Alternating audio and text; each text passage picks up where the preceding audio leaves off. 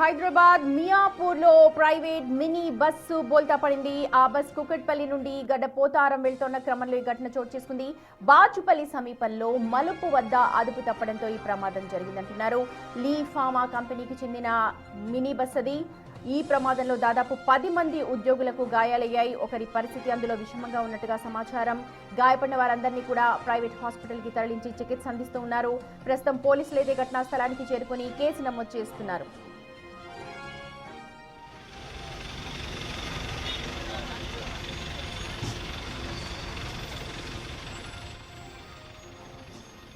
Right, చూడొచ్చు హైదరాబాద్ మియాపూర్లో జరిగిన ప్రమాదానికి సంబంధించిన దృశ్యాలు.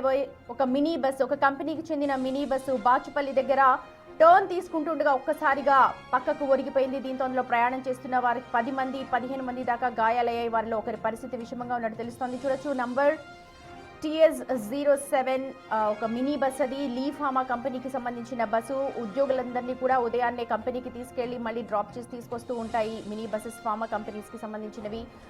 ఆ ఫార్మా కంపెనీకి సంబంధించిన మినీ బస్సే ప్రస్తుతం ప్రమాదానికి గురైంది. అది తెలుసుకున్న వెంటనే పోలీసుల ఘటనా స్థలానికి చేరుకుని క్షతగాత్రులందరినీ కూడా దగ్గరలో ఉన్న హాస్పిటల్కి అయితే తరలించారు. ప్రస్తుతం చికిత్స కొనసాగుతోంది. అందులో ఒకరి పరిస్థితి విషమంగా ఉన్నట్టుగా ప్రస్తుతం మనకున్న సమాచారం. అయితే ప్రమాదానికి గల కారణాలు ఏంటి అన్న దానిపైన అయితే ఇంకా ఒక క్లారిటీ లేదు. పోలీసులు అయితే దర్యాప్తు చేస్తున్నారు.